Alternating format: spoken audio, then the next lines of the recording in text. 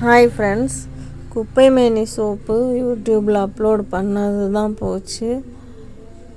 நிறைய பேர் நிறைய ஆர்டர் கொடுத்துருக்காங்க.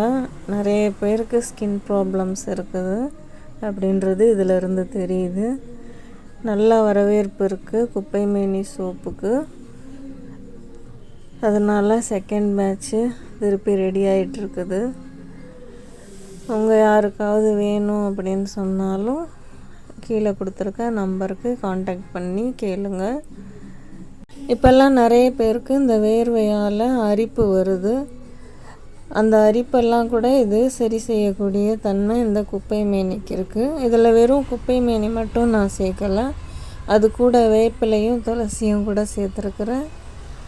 அதனால் நல்ல ரிசல்ட் கொடுக்குது இந்த குப்பைமேனி சோப்பு.